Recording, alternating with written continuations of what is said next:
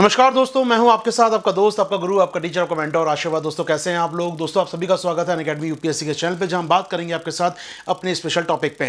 दोस्तों मैं आगे बढ़ूं उससे पहले जब बताना चाहूंगा, अनअकैडमी लेकर आया आपके लिए बहुत शानदार ऑफर। दोस्तों आप जुड़ सकते हैं अनअकैडमी के साथ यूट्यूब पर। दोस्तों फ्री चैनल है हमारा यूट्यूब के, आप जुड़ सकते हैं हमारे साथ स्पेशल क्लासेस में और जुड़ सकते हैं हमारे प्लस और आइकॉनिक बैचेस में। दोस्तों क्या ऑफर चल रहे हैं आपके लिए जानकारी देना चाहूंगा अनअकैडमी के साथ आपको। दोस्तों यहाँ पर आप जुड़ते हैं अनअकैडमी की टीम से तो आपको पढ़ने का मौका मिलेगा, इंडिया के टॉप एजुकेटर्स से जुड़ने का मौका मिलेगा। दोस्तों क्लासेस, लाइव क्लासेस में यहाँ पर, और इन तक एक्सेस कैसे करें बताऊंगा मैं आपको, लेकिन सबसे जानकारी मिलना चाहिए आपको वो ये है सर, आगामी 8 अगस्त को यानी 8 तारीख को हम बात करें यहाँ पर सुबह 11 बजे अनअकैडमी का कॉम्बैक्ट है। दोस्तों संडे का दिन अनअकैडमी कॉम्बैक्ट होता है हर संडे सुबह 11 बजे। जी हाँ दोस्तों 11 बजे अनअकैडमी का कॉम्बैक्ट होगा। 60 मिनट 56 क्वेश्चन, जी हाँ 56 क्वेश्चन आपके लिए होंगे दोस्तों इस बार, और आप इसमें जीत सकते हैं सर यदि आप अच्छा रैंक लाते हैं तो अनअकैडमी की स्कॉलरशिप है आपके लिए, डिस्काउंट है अनअकैडमी के प्लस कोर्सेज में, और साथ ही साथ आपके पास आईपॉड मिनी, ये स्पीकर्स या अमेजन के वाउचर जीतने का बहुत शानदार मौका है दोस्तों। तो आइए जुड़िए हमारे साथ 8 अगस्त को सुबह 11 बजे अनअकैडमी कॉम्बैक्ट में। दोस्तों इसके अलावा दोस्तों आप जुड़ सकते हैं हमारे अनअकैडमी के बहुत शानदार ऑफर में, जो समय डिस्काउंट ऑफर चल रहा है।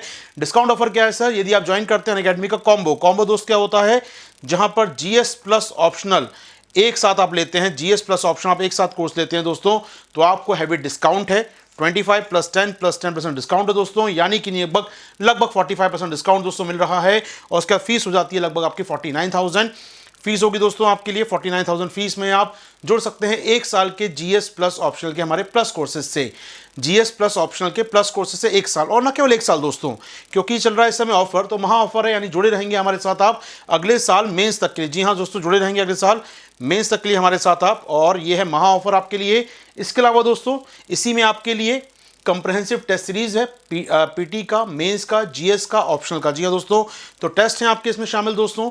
इसी ऑफर में शामिल है आपके लिए बुक्स का ऑफर। जी हाँ बुक्स मिलेंगी आपको यहाँ पर 20 बुक्स का ऑफर शामिल है सर आपके लिए इसके अंदर।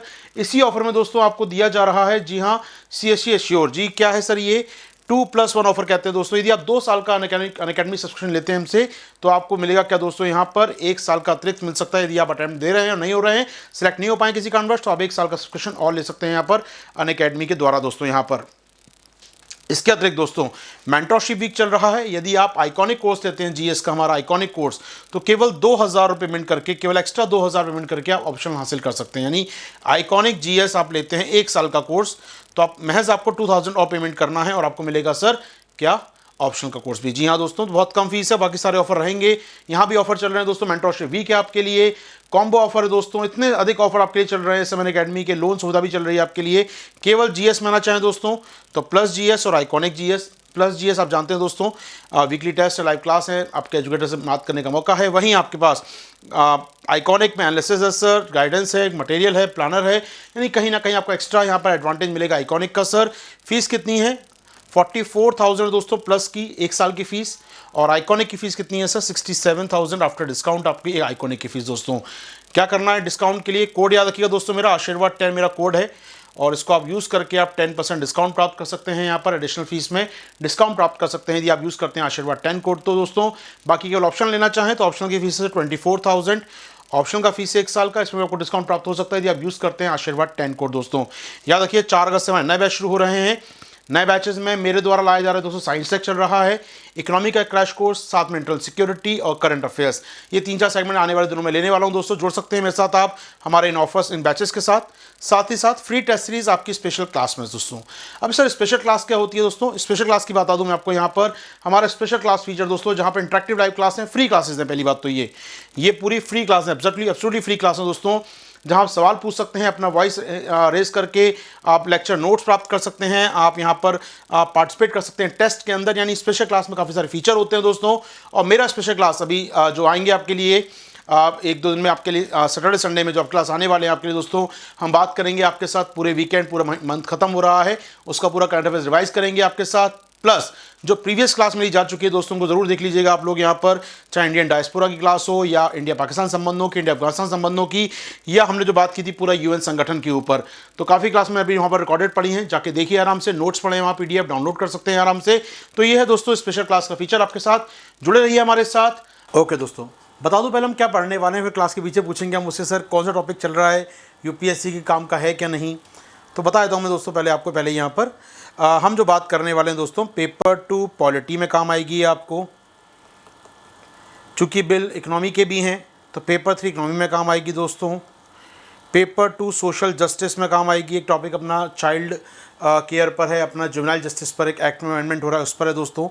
तो बहुत काम के हैं तीनों टॉपिक आपके लिए, पॉलिटी वाइज भी और इकोनॉमिक वाइज भी और सोशल जस्टिस वाइज भी। तो ये सब जगह काम आने वाला है दोस्तों। हम बात करेंगे बिल के ऊपर जो पार्लियामेंट में पास हो रहे हैं या हो चुके हैं या होने वाले हैं 1-2 दिन के अंदर, यानी कुल मिला के पार्लियामेंट में रखे गए हैं बिलों को, ठीक है ना। चलिए दोस्तों, क्या मेरी आवाज़ कम आ रही है किसी प्रकार से आपके पास? क्या आवाज़ कम है दोस्तों? हम टाइटल देखकर समझ गए, कई लोग नहीं समझ पाते दोस्त, कई लोग नहीं समझ पाते, इनको बताना पड़ता है। तो बताना गलत नहीं, बताना भी चाहिए मुझे क्लास में आने के बाद कि मैं क्या कराने वाला हूँ दोस्तों आपको। चलिए शुरुआत करते हैं बिना देर किए। 4 बिल्स के बारे में चर्चा करेंगे आपके संग। 4 बिल क्या क्या है सर? तो जैसे हम देख रहे हैं, पहला बिल आपके स्क्रीन में देख रहे हैं दोनों दोस्तों, इनलैंड वेसल्स बिल, या हम बात करेंगे इनलैंड वेसल्स बिल क्या है, एरा बिल की बात होगी, बात करेंगे जुवेनाइल जस्टिस बिल की और मेरीन एड्स बिल की दोस्तों। चलिए शुरुआत करेंगे। ध्यान रखिएगा इस बिल में खास बात क्या है। इस बिल के ज़रिए हम रेगुलेट करेंगे जो जहाज़, जो फेरी या जो जहाज़ चलते हैं देश के अंदर, इनलैंड मतलब देश के आंतरिक मार्गों पर ना। एक तो होता है इंटरनेशनल पोर्ट पे, बंदरगाहों पे बड़े बड़े जहाज़ आते हैं, इंटरनेशनल शिपिंग होती है, उसकी बात नहीं। हम बात करेंगे देश के आंतरिक रूप में जहाज़ चलते हैं, नदी मार्गों में चलेंगे जो, या किनारों पे चलते हैं हमारे यहाँ पर पानी में, उनकी बात करेंगे, इनलैंड वेसल्स की बात करेंगे। ठीक है दोस्तों, चलिए शुरुआत करेंगे आपके साथ। थोड़ा ठंडा पानी पिया जाए, फिर गले को थोड़ा सा शांत किया जाए, फिर चालू करते हैं आपके साथ दोस्तों।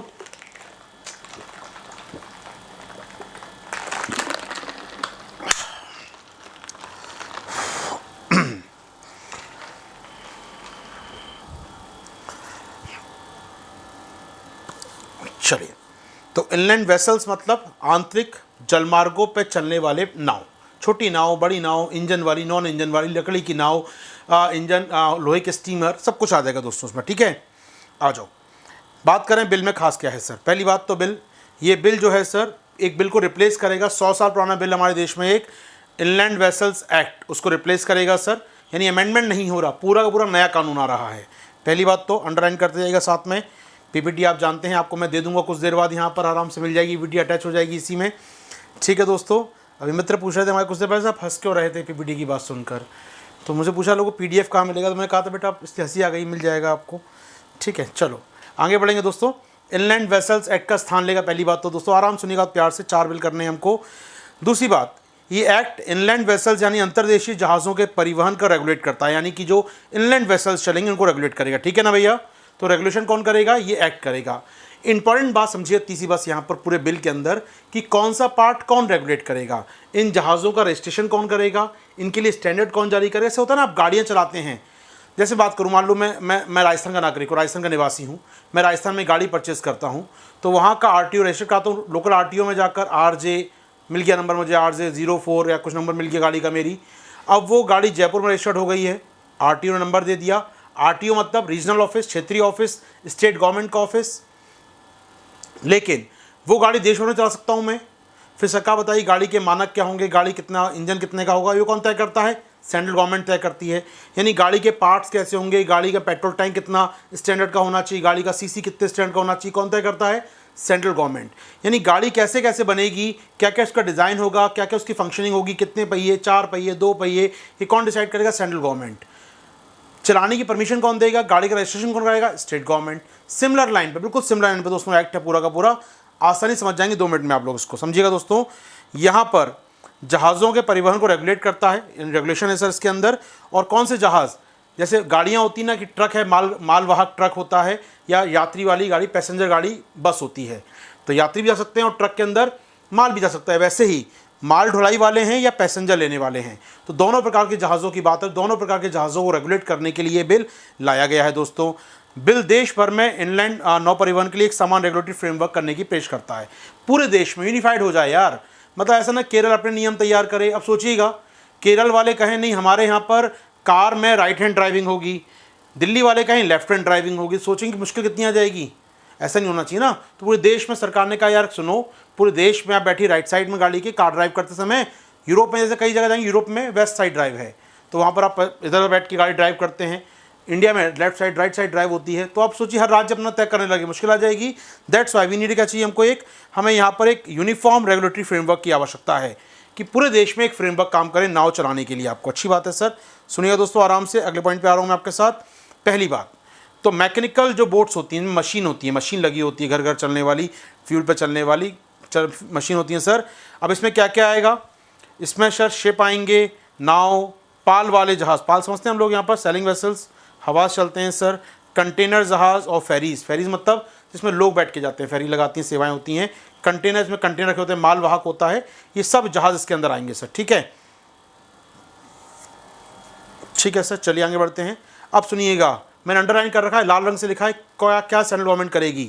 केंद्र सरकार क्या करेगी मालूम है, केंद्र सरकार क्लासिफिकेशन करेगी। अच्छा, फेरी क्या होगी, पालवाई नाव के, जैसे कार क्या है, बाइक क्या है, स्कूटर क्या है, कौन बताता है, सेंट्रल गवर्नमेंट। भैया ये देखो स्कूटर का डिज़ाइन है, ये बाइक है, ये कार श्रेणी में आएगी, ये पैदल साइकिल में आएगी, ये इसमें आएगा, उसमें कौन बताएगा आपको, ये केंद्र सरकार बताती है दोस्तों। ठीक है, डिज़ाइन, निर्माण, कर्मचारियों के आवास मानक, सर्वे का प्रकार, उसकी अवधि, वॉट एवर जो क्रू रिकमेंडेशन होगा, क्रू कैसे रहेगा उसके अंदर, कितनी जगह कम से कम क्रू के रहने के लिए चाहिए। अब ट्रक होता है या बस होती है, तो बस में ये ड्राइवर कितनी जगह में बैठेगा, उसका जो क्लीनर होगा कितनी जगह में बैठेगा, कंडक्टर को कितनी सीट चाहिए बैठने के लिए, सरकार तय करती है ना मानक। ऐसे ही मानक कौन तय करेगा दोस्तों, सेंट्रल गवर्नमेंट तय करेगी। ठीक है ना, चलो जी आगे बढ़ते हैं।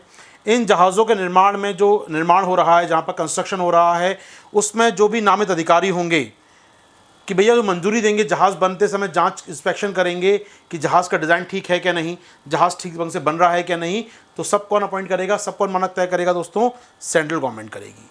यानी जो भी गाड़ियों में समझ सकते हैं, कंपेयर करके आसान होगा समझना आपके लिए। चलिए दोस्तों आगे बढ़ते हैं। अब आते हैं ऑपरेशन पे। जहाज़ बन गया, बन तो गया, फैक्ट्री से बन के भारत, फैक्ट्री के मानक किसने तैयार किए, सेंट्रल गवर्नमेंट ने। सेंट्रल गवर्नमेंट बताएगी कौन सा जहाज़ कहाँ बन सकता है, कितने जगह, कितना स्पेस होना चाहिए, वो सब सेंट्रल गवर्नमेंट ने दे दिया। अब आइए दोस्तों, अब रजिस्ट्रार ऑफ इनलैंड वेसल में रजिस्टर होना चाहिए। इस रजिस्ट्रार की नियुक्ति कौन करेगा, स्टेट गवर्नमेंट। जैसे आरटीओ होता है ना आपका, ऐसे ही अब रजिस्ट्रार होगा किनका, इनलैंड वेसल्स का, तो यहाँ पर अपॉइंट बाय स्टेट गवर्नमेंट, लेकिन इसको कौन अपॉइंट करेगा, स्टेट गवर्नमेंट। ठीक है दोस्तों, मैं बात कर रहा हूँ, सुन लीजिए दोस्त।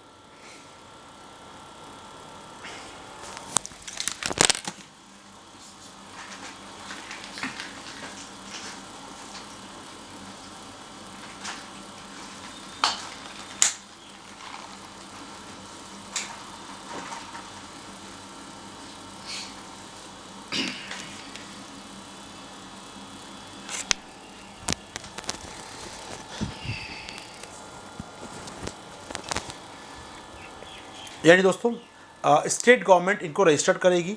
ठीक है सर, जो भी आप नाव चलाएं देश में, उनके पास क्या होना चाहिए सर, रजिस्टर्ड सर्टिफिकेट होना ज़रूरी है।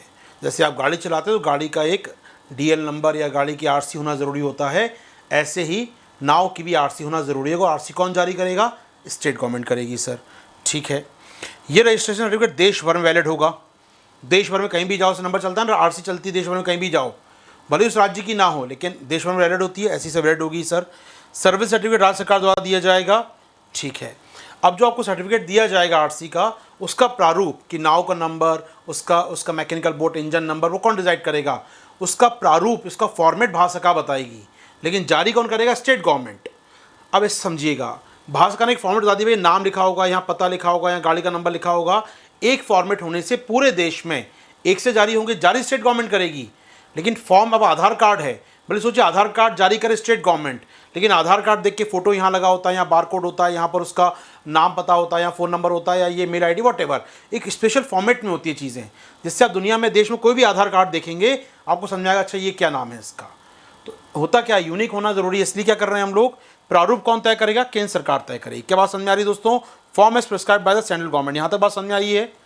जैसे आप बहुत सिंपल बात है, गाड़ी में देखते हैं अपनी गाड़ी की आरसी होती है, वैसी होगी ये आरसी। पूरे देश में कहीं भी जाएंगे, भले कोई भी स्टेट इशू करे, आरसी का फॉर्मेट एक सा होगा, हमेशा आरसी का फॉर्मेट एक सा मिलेगा आपको। ठीक है सर, यहाँ तक बात सही है।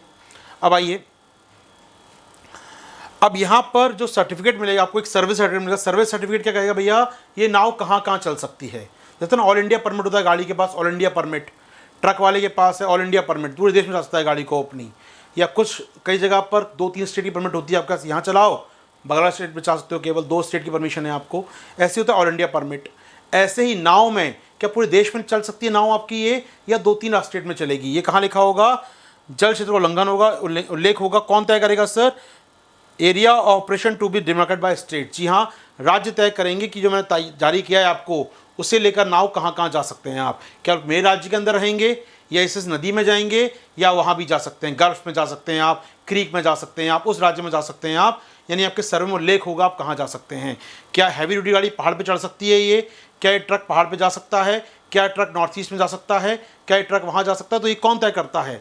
ऑफकोर्स स्टेट गवर्नमेंट तय करेगी भैया मैं जो सर्वे जारी कर रही हूँ वो कहाँ कहाँ लागू होंगे आपके।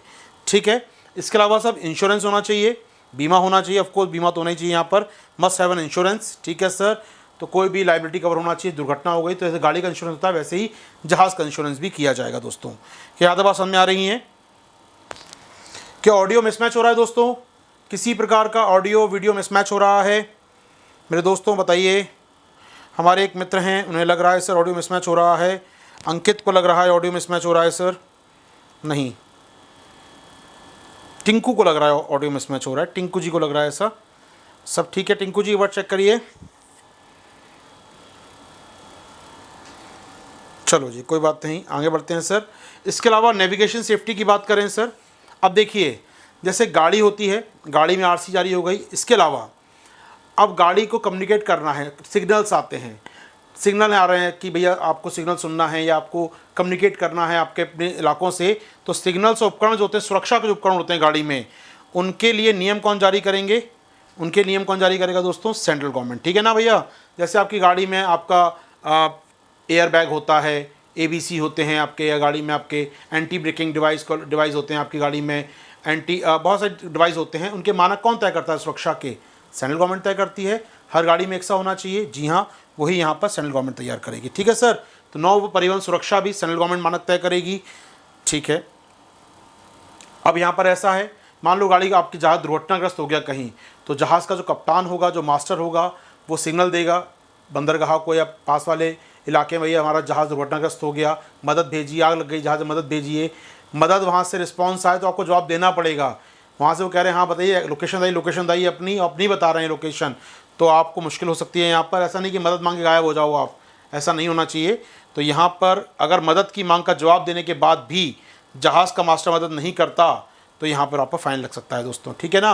आपको कॉपरेट करना पड़ेगा अपनी सुरक्षा एजेंसियों के साथ, वरना आपको फाइन लग सकता है दोस्तों यहाँ पर। चलिए, दुर्घटनाओं की जांच कौन करेगा सर? तो यहाँ पर पुलिस स्टेशन और राज्य सरकार यहाँ पर जांच करेगी, जिला मजिस्ट्रेट जांच करेगा आखिर दुर्घटना क्यों हुई, कारण क्या है, इंश्योरेंस कैसे मिलना चाहिए। जैसे कोई भी दुर्घटना होती है, गाड़ी दुर्घटना होती है हमारे यहाँ, या कोई बस दुर्घटना होती है, मजिस्ट्रेट जांच बैठ जाती है। ऐसी मजिस्ट्रेट जांच यहाँ बैठ जाएगी कि आखिर जहाज में दुर्घटना क्यों हुई। तो मजिस्ट्रियल जांच होगी। मजिस्ट्रियल जांच कौन कराएगा? स्टेट गवर्नमेंट कराएगी सर। ठीक बात है यहाँ पर। इसके अलावा सर, कितने न्यूनतम व्यक्ति चाहिए जहाज़ को चलाने के लिए? जहाज़ मान लो 20 मीटर का है, 50 मीटर का है, 10 मीटर का है, तो कितनी मैन पावर आपको चाहिए वहाँ पर? ये कौन तय करेगा? ये सेंट्रल गवर्नमेंट तय करेगी दोस्तों। ध्यान रखिएगा, क्या अधिकार सेंट्रल गवर्नमेंट का है, क्या स्टेट गवर्नमेंट का है, क्लियर होना चाहिए आपको यहाँ पर, क्योंकि बिल लाया ही इसलिए गया है सेंट्रल स्टेट के अधिकारों को रेगुलेट करने के लिए। ठीक है। तो केंद्र सरकार तय करेगी, will prescribe the minimum number of people that vessel must have for various role, कि भाई क्लीनर कितने चाहिए, फ्यूल वाले कितने चाहिए, या इस नाव को चलाने के लिए, इस नाव को ऑपरेट करने के लिए कितने लोगों की आवश्यकता होगी। ये कौन तय करेगा सर? सेंट्रल गवर्नमेंट तय करेगी। अगर आपने उल्लंघन किया, कम लोग रख लिए, एक आदमी 2 काम करा रहे हैं, पता लगा सुरक्षा से कोई खिलवाड़ कर रहे हैं आप, तो आपको जुर्माना भी लग सकता है दोस्तों। ठीक है यहाँ पर। इसके अलावा जो व्यक्ति वहाँ काम करेंगे उनको सर्टिफिकेट, अब मैं कहता हूँ ट्रक ड्राइवर का लाइसेंस कौन जारी करती है? DL जो जारी करती है संस्था, आपकी स्टेट गवर्नमेंट कह सकते हैं आप जारी करती है सर, DL। लेकिन पूरे देश में लागू होता है, स्टैंडर्ड एक से होते हैं। आप देश में गाड़ी कहीं भी चलाएं, मानक तो एक सा होगा। अगर मैंने ड्राइविंग सीखी महाराष्ट्र में और दिल्ली में गाड़ी चला सकता हूँ मैं? जी हाँ, चला सकता हूँ, क्योंकि मानक एक से हैं। वही बात यहाँ पर आती है, central government prescribe the standard. Central government तैयार करेगी मानक, इसके qualification, training, examination, grant of certificate for what जो अधिकारी हैं जो जहाज़ को चला रहे हैं, उनके मानदंड कौन बनाएगा? केंद्र सरकार। ठीक है। और डिस्ट्रीब्यूट कौन करेगा? लाइसेंस कौन देगा मुझे? लाइसेंस देगी मुझे स्टेट गवर्नमेंट। क्या बात समझ में आ रही? जोड़ पा रहे हैं, कंपेयर कर पा रहे हैं गाड़ियों से अपनी? बहुत अलग बिल नहीं है अपने आप में। जैसे अपने 2 व्हीलर 4 व्हीलर चलाते हैं हम लोग, वैसा ही बिल है। समझ आ जाएगा एक बार में आपको दोस्तों यहाँ पर ये। तो यहाँ पर स्टेट गवर्नमेंट क्या करती है, सेंट्रल गवर्नमेंट क्या करती है, बस थोड़ा याद रखिएगा, एग्जाम में आ जाएगा कि सेंट्रल गवर्नमेंट को क्या क्या अधिकार दिए गए हैं। तो आपके सामने पॉइंट दिख जाएंगे आपको वहाँ पर दोस्तों, आराम हो जाएगा वहाँ पर। इसके अलावा पॉल्यूशन, जैसे कि आपकी गाड़ी का पॉल्यूशन चेक होता है, 2 व्हीलर और 4 व्हीलर गाड़ी का पॉल्यूशन चेक कराते हैं अपनी आप, ऐसी पॉल्यूशन यहाँ भी चेक होगा। और सेंट्रल गवर्नमेंट जो होगी ये लिस्ट जारी करेगी कितना कितना स्टैंडर्ड, पीएम पार्टिकल कितने हैं, सल्फर ऑक्साइड कितना, मीथेन गैस कितनी, CO2 कितना, इसके मानक कौन जारी करेगा सर? कौन जारी करेगा? सेंट्रल गवर्नमेंट जारी करेगी। आसान है सर यहाँ पर, तो केंद्र सरकार सारा काम करेगी सर। और जो पॉल्यूशन आप फ्री कहते हैं, फ्री पॉल्यूशन गाड़ी है, प्रदूषण नहीं हो रहा गाड़ी से, सर्टिफिकेट कौन देगा आपको? केंद्र सरकार फॉर्मेट तैयार करेगी, स्टेट गवर्नमेंट सर्टिफिकेट देगी। जैसे पेट्रोल पंप पे आप जाते हैं, अपनी गाड़ी का पॉल्यूशन चेक कराते हैं हम लोग, तो फॉर्मेट कौन है, किसका है? भारत सरकार का। इतना पीएम चेक करो, इतना SO2 चेक करो, इतना सल्फर चेक करो, इतना इसमें CO2 चेक करो, चेक कर लिया। दे कौन रहा है? स्टेट गवर्नमेंट दे रही है दोस्तों, ठीक है, मुश्किल नहीं है यहाँ पर। इसके अलावा देश में जितने भी इनलैंड वेसल्स हैं, इनका डेटाबेस कौन तैयार करेगा? एक डेटाबेस तैयार होगा, केंद्र सरकार डेटाबेस तैयार करेगी दोस्तों। तो सेंट्रल गवर्नमेंट डेटाबेस करेगी दोस्तों, कितने जहाज़ हैं, कितने क्रू मेंबर हैं, कहाँ वो चल रहे हैं, उसको कौन कौन सर्टिफिकेट दिए गए हैं, ये सब दोस्तों हमारी केंद्र सरकार तैयार करेगी। इसके अलावा दोस्तों राज्य का काम होगा, हर राज्य को बनाना होगा एक डेवलपमेंट फंड। हर राज्य को हर राज्य के अंदर होगा दोस्तों एक डेवलपमेंट फंड होगा हर राज्य के अंदर। यूज़ क्या करेंगे? कोई आपात हो गया, जहाज़ गिर गया, कुछ पॉल्यूशन फैल गया, तो उसका यूज़ करेंगे सर। बढ़ावा देंगे नेविगेशन को, बढ़ावा देंगे लैंड वेसल्स को इस फंड से। फंड के पैसा कहाँ से आएगा? स्टेट गवर्नमेंट की स्कीम चलती हैं, पुराने जहाज़ों के टूटे फूटे बिक्री होती हैं, फाइन लगते हैं डिफरेंट प्रकार के, उनका जो पैसा आएगा दिया जाएगा डेवलपमेंट फंड में। हर राज्य बनेगा डेवलपमेंट फंड दोस्तों यहाँ पर, ठीक है यहाँ पर। और जो नॉन मैकेनिकल बोट्स होंगी, जिसमें मशीन नहीं होगी, जिसमें पेट्रोल नहीं, हाथ से चलती होंगी, हवा चलती होंगी, नॉन मैकेनिकल बोट्स होंगी दोस्तों, ये इसके बारे में अधिकार, इसके बारे में स्टैंडर्ड जारी करने का अधिकार किसका होगा दोस्तों? स्टेट गवर्नमेंट का। स्टेट गवर्नमेंट चाहें तो ये अधिकार दे सकती हैं लोकल बॉडीज़ को। भैया छोटी मोटी नाव चलानी है, हाथ वाथ की नाव चलानी है, आपको डोगरी चलानी है अपनी, स्टेट गवर्नमेंट तुम देख लो कैसे चलाना है इसको, ठीक है ना। तो यहाँ पर सारा काम कौन होगा? स्टेट गवर्नमेंट देखेगी, पावर डेलीगेट कर सकती है लोकल बॉडी को, वो देखेंगी इसमें। हो पाएगी बात दोस्तों हमारी यहाँ पर? क्या ये बिल क्लियर हो रहा है दोस्तों आपको? क्या ये बिल क्लियर है सभी लोगों को? बताइए फटाफट मुझे आप लोग। ये बिल क्लियर है दोस्तों?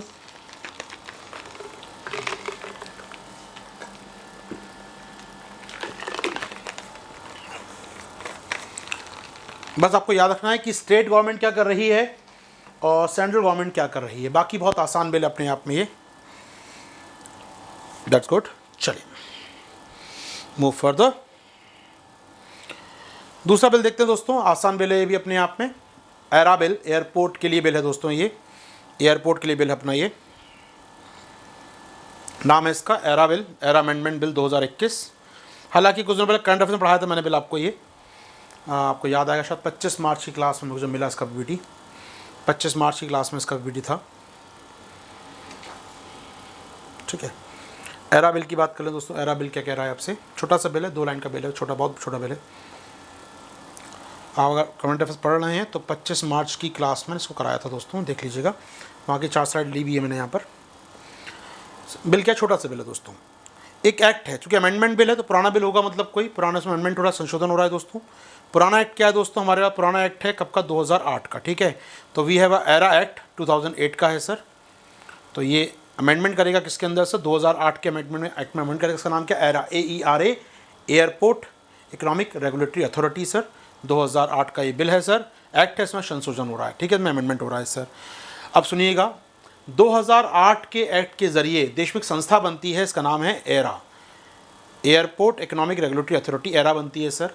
एरा काम क्या करती है वो सुन लीजिए दोस्तों, ठीक है। एरा का मुख्य काम क्या है? Regulate tariff and other charges और फॉर एंट्रिकल service rendered the major airports in India. एरा देश के मेजर एयरपोर्ट्स पे, देश के बड़े एयरपोर्ट्स पे, यहाँ पर आपको जो टैरिफ होते हैं, कितना फ़ी ली जाएगी, कितनी सेवा चार्ज लिया जाएगा, कितना शुल्क लिया जाएगा, वो तय करने का और रेगुलेट करने का अधिकार किसका होता है सर? एरा का होता है। यानी एरा एक प्राधिकरण है जिसका काम होता है एयरपोर्ट के फीस, चार्जेस आदि को रेगुलेट करना। बड़े एयरपोर्ट, मेजर एयरपोर्ट्स, माइनर के नहीं, मेजर एयरपोर्ट्स के, ठीक है सर। याद रखिए एक संस्था होती है AAI, ये बनाती है एयरपोर्ट। एरा वहाँ प्राइस तय करती है कि टिकट का दाम एकदम क्या होगा, रेगुलेट करना हो उसको, बेसिकली वो देखती है एरा सर यहाँ पर। फाइन, आइए दोस्तों, 2008 का एक्ट क्या कहता है, बिल क्या कहता है, ध्यान सुनिएगा।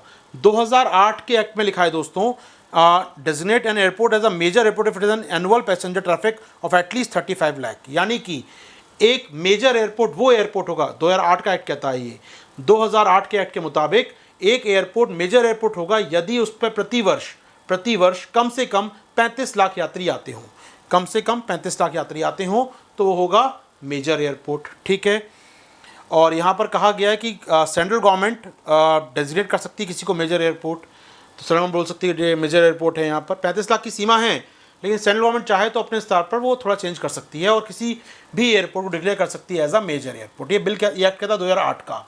अब नया बिल क्या कहता है सुनिएगा दोस्तों, the bill at the central government may group airport notify the group of major airports. यहाँ पर क्या है, यहाँ सेंट्रल गवर्नमेंट कब क्या कर सकती है, अब नए बिल के अनुसार क्या कर सकती है, मान लो दिल्ली एयरपोर्ट बड़ा एयरपोर्ट है, मेजर एयरपोर्ट है, ठीक है। अब सरकार ये कहती है कि Delhi airport plus Noida airport ये मेजर एयरपोर्ट है। यानी क्या कर रही है, ग्रुप को बोल दिया मेजर एयरपोर्ट, मैंने किसी इंडिविजुअल एंटिटी दिल्ली को नहीं बोल रहा मैं, अब मैं दिल्ली नोएडा छोटा सा एयरपोर्ट मान लीजिए, बना भी नहीं है, छोटा सा एयरपोर्ट बनता है नोएडा, तो दिल्ली नोएडा मेजर एयरपोर्ट कहला सकते हैं। जी हाँ, और जो काम मेजर एयरपोर्ट का दाम तय करते हैं वैसे अब दाम तय कर पाएंगे किसके, अब दिल्ली और नोएडा के लिए भी। अब तक छोटे एयरपोर्ट का दाम तय नहीं करती है, छोटे एयरपोर्ट पे जो प्राइस होते हैं वो तय नहीं करती, मेजर एयरपोर्ट का दाम देखती है, वो मेजर एयरपोर्ट की फीस या सेवा देखती है वो। अब क्या कर पाएगी, ग्रुप बोल दिया आपने, तो ग्रुप पे जो एयरपोर्ट हैं वो दोनों का फीस तय कर पाएगी, यहाँ पर दोनों का शुल्क तय कर पाएगी। जी हाँ दोस्तों, तो यहाँ सुन लीजिए आराम से, बिल में ये कहा गया, बिल जो नया बिल इसमें कहा गया है कि केंद्र सरकार एयरपोर्ट को ग्रुप कर सकती है, यानी छोटे बड़े एयरपोर्ट को ग्रुप कर सकती है और उस ग्रुप को मुख्य एयरपोर्ट के रूप में अधिसूचित कर सकती है। ये group Delhi Noida group as a major airport, Delhi Gurgaon group as a major airport. मान लीजिए एक शहर है, मान लीजिए लेट्स से एज्यूम करूँ मैं भोपाल, ठीक है, भोपाल के पास एक एयरपोर्ट मान लीजिए बना दिया हमने विदिशा में, तो भोपाल बड़ा एयरपोर्ट है, विदिशा छोटा एयरपोर्ट है, may be central government declared as a Bhopal Vidisha airports known as major airport. इससे क्या होगा, जो बड़े एयरपोर्ट को सुविधाएं मिलती हैं, जो बड़े एयरपोर्ट के लिए काम होता है दोनों एयरपोर्ट के लिए होगा। क्या बात पकड़ पा रहे हैं दोस्तों मेरी, यहाँ पर ये बिल परमिशन देता है ग्रुप को एयरपोर्ट मेजर एयरपोर्ट बोलने की। पहले तो केवल एक सिंगल एयरपोर्ट होता था मेजर एयरपोर्ट, अब ग्रुप होगा मेजर एयरपोर्ट। ठीक है दोस्तों, आइए यहाँ पर एरा की बात हो रही है, ये आप देख रहे हैं दोस्तों, ये उस समय स्लाइड उस समय दिखाई थी मैंने आपको 25 मार्च की क्लास की स्लाइड से दोस्तों आपकी स्क्रीन पर ये, ठीक है। तो मेजर एयरपोर्ट्स क्या होगा सर, अब यहाँ पर tariff for a group airports also, तो ग्रुप एयरपोर्ट का दाम तय कर सकेंगे, उनके फी तय कर सकेंगे दोस्तों ये, ठीक है। इससे फ़ायदा क्या मिलेगा, अल्टीमेटली फ़ायदा क्या होगा सर, स्मॉलर एयरपोर्ट्स को बढ़ावा मिलेगा। जी हाँ, अब उसके टैरिफ भी तय कर सकेंगे आप, वहाँ लगता है टैरिफ कुछ कम होना चाहिए तो वहाँ टैरिफ कम कर सकेंगे और उनका डेवलपमेंट भी हो सकेगा स्मॉलर एयरपोर्ट्स का। तो इस बिल के आने के बाद फ़ायदा ये होगा कि अब छोटे एयरपोर्ट का निर्माण भी संभव हो सकेगा, स्मॉलर एयरपोर्ट्स को भी आगे बढ़ावा मिल सकेगा। क्या बात स्पष्ट है दोस्तों हमको यहाँ पर, क्या बिल क्लियर है, छोटा सा बिल है दोस्तों, याद रखिएगा। मेजर पोर्ट का अभी बिल पास हो ही गया है, ऑलरेडी पास हो चुका है बिल, ये 2 दिन पहले संसद में पास हो चुका है बिल ये, तो ये बिल पास हो गया है दोनों हाउस से। अब इसका मतलब क्या है, अब मेजर एयरपोर्ट कौन होंगे, अब मेजर एयरपोर्ट एक एयरपोर्ट नहीं होगा, वो ग्रुप ऑफ एयरपोर्ट होगा, तो छोटा और बड़ा पोर्ट शामिल हो सकता है।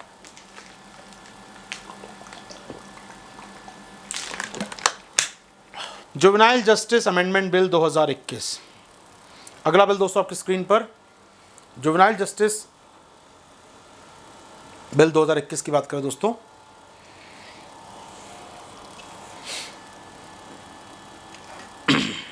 ओके। ये बिल क्या है सर, ये बिल क्या है, जुवेनाइल जस्टिस बिल क्या है दोस्तों, देखिए ये बिल रखा था स्मृति ईरानी जी ने, हमारी महिला बाल विकास मंत्री, ठीक है सर, स्मृति ईरानी जी बिल रखा था, कब ये जनवरी महीने में। अमेंडमेंट है दोस्तों, तो पुराना एक्ट होगा कोई, पुराना एक्ट कौन का नाम क्या है, किशोर न्याय एक्ट 2015, आप देख रहे हैं यहाँ तक बड़ा सा नाम इसका, juvenile justice care and protection children act 2015, ठीक है ना, तो ये बड़ा सा नाम है, 2015 का अधिनियम है। मेनका गांधी उस समय मंत्री थी देश की, बाल विकास मंत्री, उन्होंने इसको पास करवाया था, ठीक है। अब इसमें अमेंडमेंट हो रहा है दोस्तों, अमेंडमेंट क्या क्या पॉइंट पर है ध्यान सुनिएगा दोस्तों। ये जो एक्ट है ये 3-4 चीज़ें कवर करता है देश में दोस्तों, नाम लग रहा है जुवेनाइल जस्टिस, केवल बच्चों के न्याय की बात करता है नहीं, ये एक मैटर देखता है कि छोटे बच्चे होते हैं जो 18 साल से कम आयु के बच्चे हैं, वो कोई अपराध करते हैं तो उन पर क्या सज़ा होगी, कौन सुनवाई करेगा, कोर्ट कैसे होंगे, जुवेनाइल कोर्ट होंगे, हियरिंग कैसे होगी उनकी, क्या क्या उन पर सज़ा हो सकती है, वो देखता है पहला मैटर। दूसरा बड़ा मैटर देखता है बच्चों के वेलफेयर का, ये कि अनाथालय होते हैं वहाँ पर कैसे बच्चों की केयर की जाए, या फिर वहाँ पर जो कहना चाहिए बच्चों के केयर सेंटर होते हैं, बाल कल्याण केंद्र होते हैं, उनका मेंटेनेंस कैसे हो, उनके अधिकारी कौन हो, वो सब देखता है ये। और तीसरा बड़ा काम होता है बच्चे को गोद लेना, जो हमारे यहाँ सिस्टम बना हुआ है बच्चे को अडॉप्ट करने का, उसके लिए भी रूल्स एंड रेगुलेशन यही कानून तय करता है। तो बच्चों के कल्याण के संबंधित सारे काम हम कहें, care and protection as well as care and protection, तो न्यायालय तो है ही है, केयर प्रोटेक्शन की बात भी करता है, बड़े काम इसको करने होते हैं दोस्तों, ठीक है ना। चलो ये बात करें हम लोग, सारे काम करता है, अमेंडमेंट हो रहा है सर, बताया मैंने आपको। कानून से संघर्षरत बच्चे क्राइम कर बैठते हैं कुछ यहाँ पर, या देखरेख करना है जिन बच्चों की, अनाथालय हैं, बच्चों को गोद देना चाहते हैं लोग, तो पूरा बिल एक ही जगह पर, पूरा कानून एक जगह पर है, ठीक है। अब यहाँ पर अमेंडमेंट क्या हो, ध्यान सुनते जाएगा दोस्तों।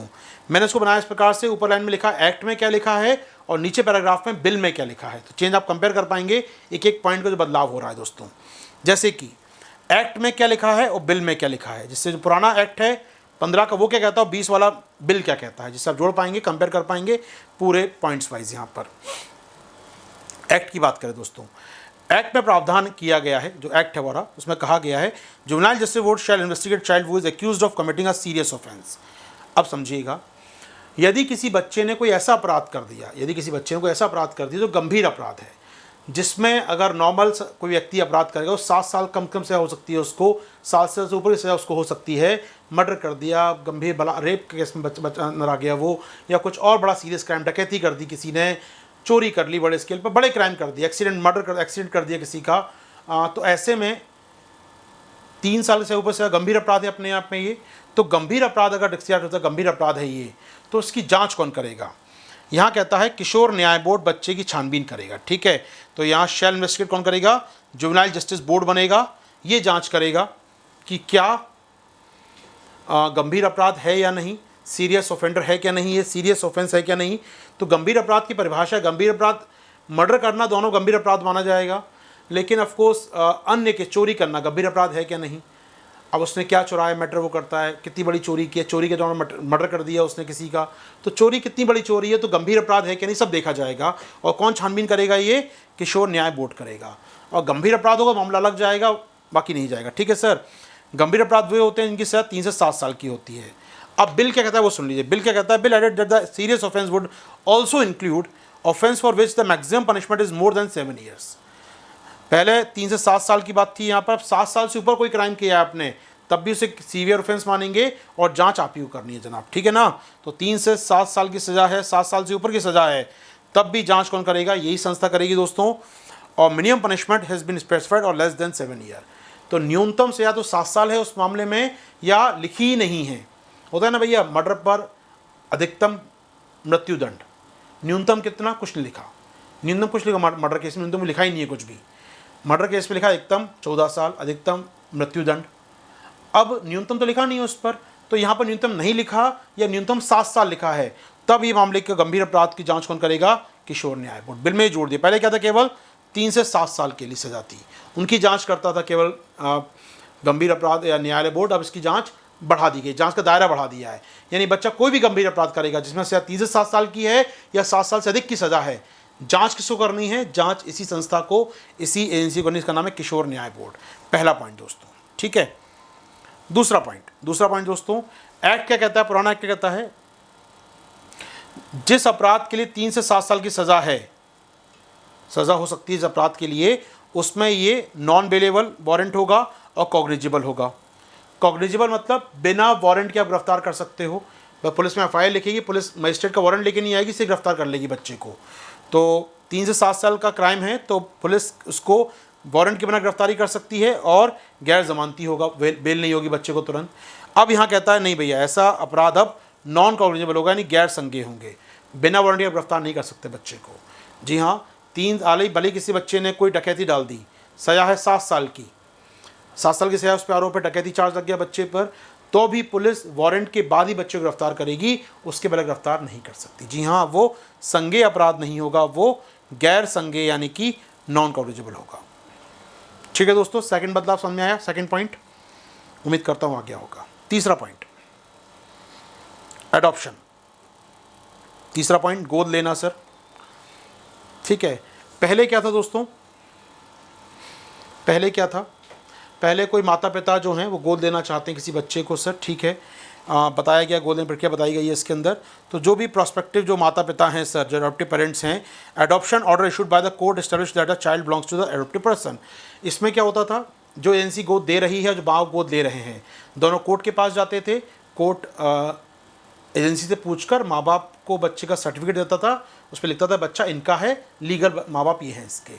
मिल गया आदेश, आप घर आ गए यहाँ पर, ठीक है। अदालत के आदेश के बाद स्थापित होता था कि बच्चा माँ इन्होंने गोद लिया है यहाँ पर। लेकिन अब बिल में क्या कहा गया, bill instead of the court the district magistrate will perform these duties and issue such orders. जी हाँ, पहले काम सिविल कोर्ट में होता था, अब ये काम किसको दे दिया गया, डीएम साहब को दे दिया गया है। डिस्ट्रिक्ट मजिस्ट्रेट कोर्ट भी ये काम कर सकती है और वो सर्टिफिकेट जारी कर सकती है। यानी सिविल कोर्ट नहीं चाहिए आपको, अब डीएम कोर्ट भी, जिला मजिस्ट्रेट कोर्ट भी आदेश जारी करके माँ बाप को बच्चे का लीगल गार्जियन बना सकती है। ठीक है सर, ये तीसरा बदलाव आ गया, गोद देना बताया इस बिल में शामिल है दोस्तों। चौथा बदलाव क्या है, चौथा बदलाव क्या है दोस्तों, एक्ट में क्या कहा गया था, समझिएगा। Act provide that there will be no appeal for any order made by child welfare committee according to the person is not a child in need of care और protection. The bill remove this provision. जी हाँ दोस्तों, यहाँ पर सुन लीजिए आराम से, इसको बता दूँ मैं। एक्ट में कहा गया था कि चाइल्ड कमेटी बताती है दोस्तों कि किसी बच्चे को देखरेख की आवश्यकता है भी क्या नहीं, किसी बच्चे को देखरेख की आवश्यकता है भी क्या नहीं, किसी बच्चे को यहाँ पर गार्जियन दिए जाएँ क्या ना दिए जाएँ। अभी हटा दिया गया अधिकार, इस आदेश के खिलाफ कोई अपील नहीं हो सकती। कमेटी ने कहा कि नहीं आवश्यकता बच्चे को गार्जियन की, या कमेटी ने कहा जी हाँ इसको गार्जियन दूर रखकर इसको यहाँ पर अनाथालय में रखा जाए या चाइल्ड केयर सेंटर में रखा जाए, इस आदेश को आप चैलेंज कोर्ट में नहीं कर सकते। कमेटी का आदेश अंतिम होगा, पहले अपील कर सकते थे, अब नहीं कर सकते। ठीक है सर। इसके अलावा sir, bill provides that any person agree by the adoption of the child pass by the district magistrate may file an appeal for the divisional commissioner within 30 days. ठीक है सर। अभी कहा गया, DM साहब ने कहा बच्चा गोद दे दिया आपको, तो कोई व्यक्ति अपील करना चाहे तो कहाँ करेगा अपील, वो 30 दिन के अंदर कहाँ करनी होगी उसको, डिविजनल कमिश्नर पर अपील कर सकता है। पहले सिविल कोर्ट में मामला था, सिविल कोर्ट ने कहा बच्चे के माँ बाप ये लीगल गार्जियन हो गए, अब कोर्ट करना हाई कोर्ट जाओ। लेकिन अब यहाँ पर है, डीएम साहब ने जारी किया है, जाओ कहाँ पर, डिविजनल कमिश्नर के पास अपील करो जाके 30 दिन के अंदर, तो 4 हफ्ते के अंदर अपील करो। ठीक है, चलो वॉटेवर, आगे बढ़ते हैं सर, आगे चलेंगे आपके साथ दोस्तों हम लोग। यहाँ से डेजिग्नेट कोर्ट की बात करें सर,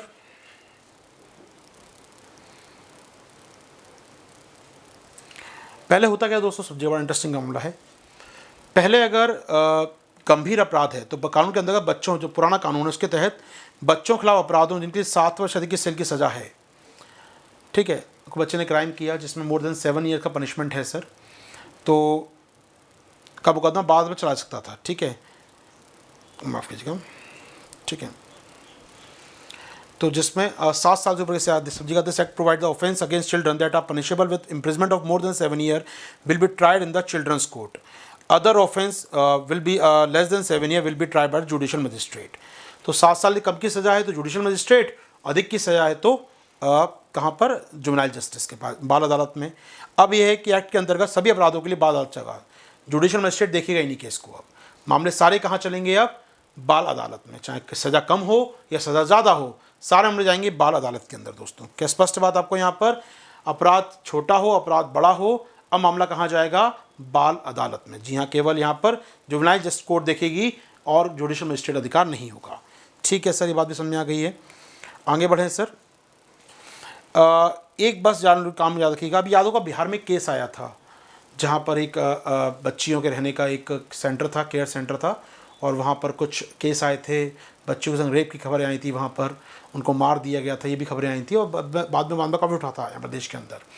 उसको ये देखा गया, उसमें ये मामला देखा गया था, आपको याद होगा, उसमें ये देखा गया था कि चाइल्ड वेलफेयर कमेटी के कुछ लोग इन्वॉल्व थे, वो अनाथ आश्रम चलाते थे अपना, और कमेटी के लोग भी थे, यानी जाँच भी मैं ही करूँगा, अनाथालय में छाप पड़ेगा तो मैं ही छापा मारूंगा, और मेरे अनाथालय चल रहा है यहाँ पर आराम से।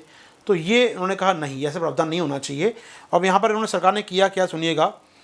यहाँ पर जो बाल कल्याण कमेटी के जो मेंबर होंगे ना बाल कल्याण कमेटी के, CWC के, उनके लिए कहा गया है यदि उनके खिलाफ मानव अधिकार या बाल अधिकार का कोई मामला पेंडिंग है, किसी ने आपने उल्लंघन किया ह्यूमन राइट्स का या चाइल्ड राइट्स का, आपके खिलाफ कोई मामला है, तो आप मेंबर नहीं बन सकते।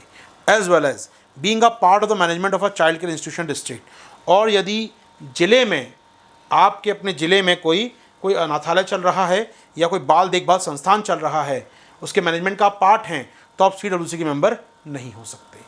तो उस घटना से सबक लेते हुए सरकार ने ये काम किया है कि CWC जो है सर, CWC जो है सर, इसकी मेंबर वही लोग हो सकते हैं जिन पर कोई मामला ना चल रहा हो, केस वेस ना चल रहा हो, कंडीशन लिखी है यहाँ पर, उनकी कंडीशन लिखी है, और किसी अनाथालय का, किसी चाइल्ड केयर सेंटर का मैनेजमेंट पार्टनर ना हो। बिहार में से केस आया था, ठीक है ना। क्या बात समझ आ रही दोस्तों? यहाँ पर ये 2 पॉइंट जोड़ दिए गए। निर्भरता, ये अपने आप में यहाँ पर कहा गया है सर, क्राइटेरिया अगर बैठता है तो मेंबर नहीं हो सकता, वो उसका इनएलिजिबल हो जाएगा, उस कंडीशन में वो अयोग्य हो जाएगा यहाँ पर, ठीक है दोस्तों। हम बात करें तीसरे बिल की आपके साथ। तीसरा बिल यहाँ खत्म होता है दोस्तों, जुवेनाइल जस्टिस बिल। क्लियर है हमको यहाँ पर?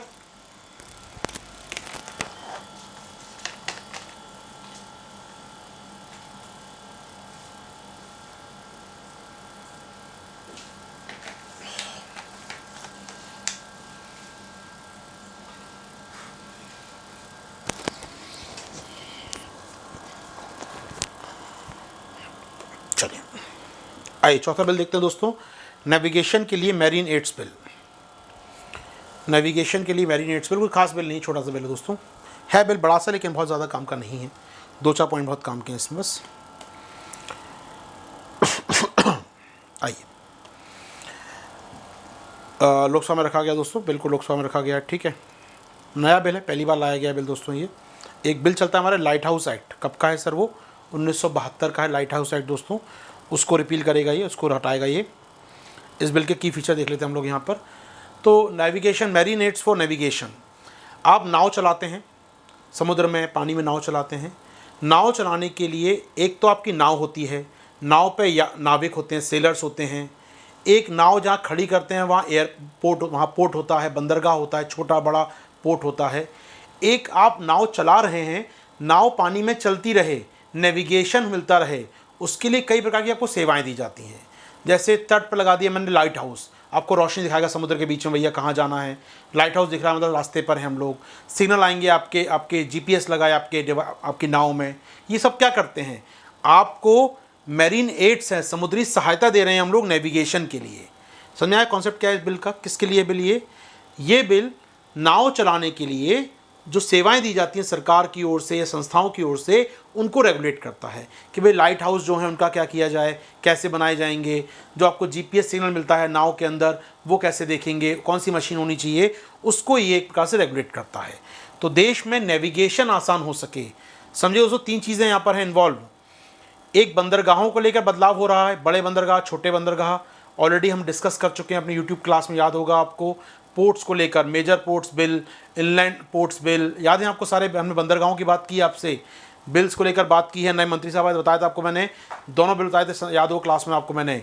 समुद्रों के नियम हमने तैयार किए थे क्लास में, याद है आपको? वो गए पोर्ट्स की बात, वो गई बंदरगाहों की बात। दूसरा, जहाज़ चलेंगे उनकी बात, तो हमने देख लिया इनलैंड वेसल्स बिल, जो जहाज़ चलेंगे कैसे होंगे, कौन मानक तय करेगा, वो क्लियर हो गया। कितने लोग होंगे, कौन कैसे नंबर मिलेगा, वो तय हो गया। अब जहाज़ पानी में चलाएंगे आप, तो जो सेवाएं मिलेंगी पानी में चलाने के लिए आपको, जो सर्विस सरकार ऑफर कर रही है, उसके लिए बिल है ये। मैरीन एड्स, समुद्र में सहायता देने का बिल है दोस्तों ये, ठीक है ना। तो पुराना बिल है लाइट हाउस एक्ट, उसको रिपील कर रहे हैं दोस्तों हम लोग। तो बिल का दायरा किस पे लागू होगा, कहाँ पर लागू होगा बिल?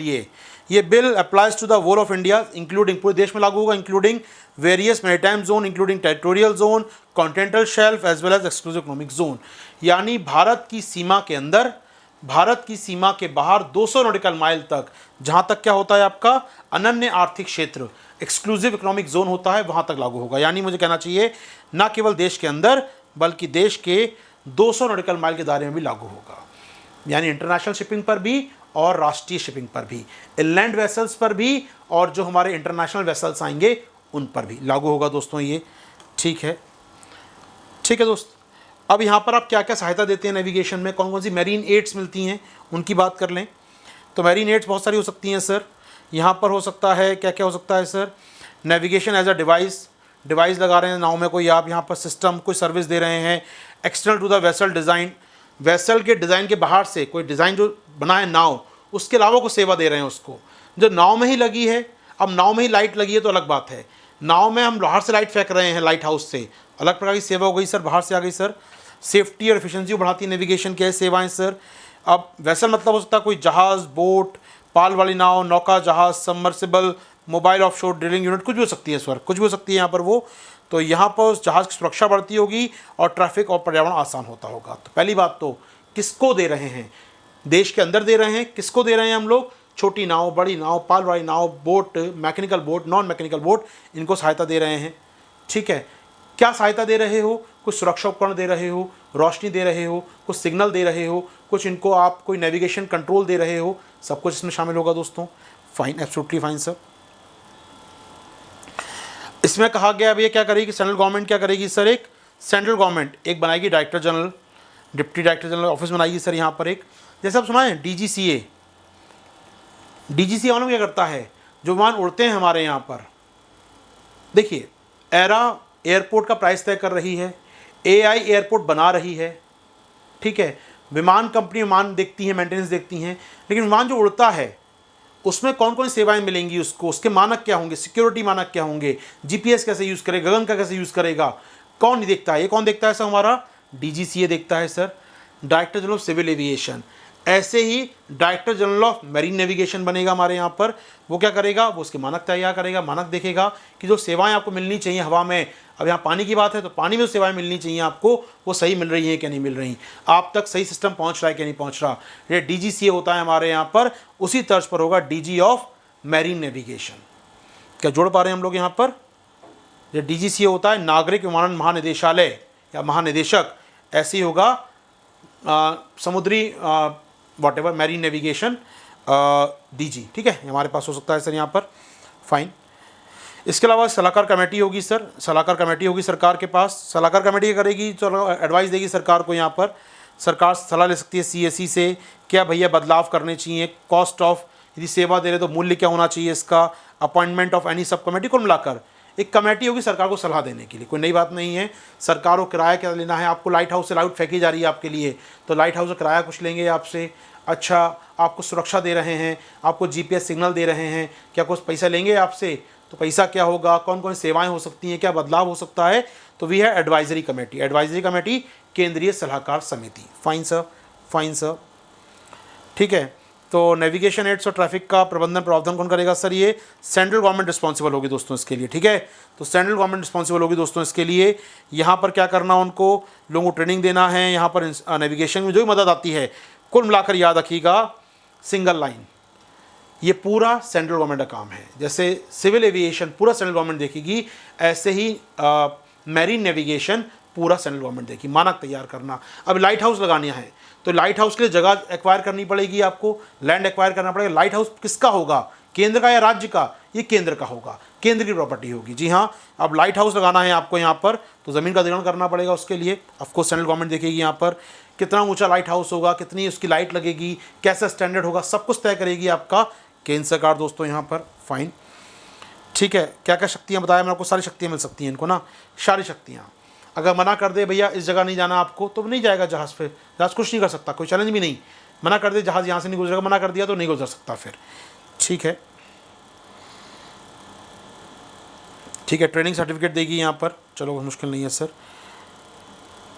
ठीक है, सरकार आपसे चार्ज ले सकती है, लेवी ऑफ मैरीन एड्स, आपको सरकार जो सहायता दे रही है उसका लेवी ले सकती है, और लेवी कंसल्ट करेगी वो CSE के साथ, लेवी लेगी आपसे, बिल्कुल ले सकती है यहाँ पर सर वो। ठीक है, कोई विवाद होता है तो क्या होगा सर, सिविल कोर्ट में जाएगा मामला।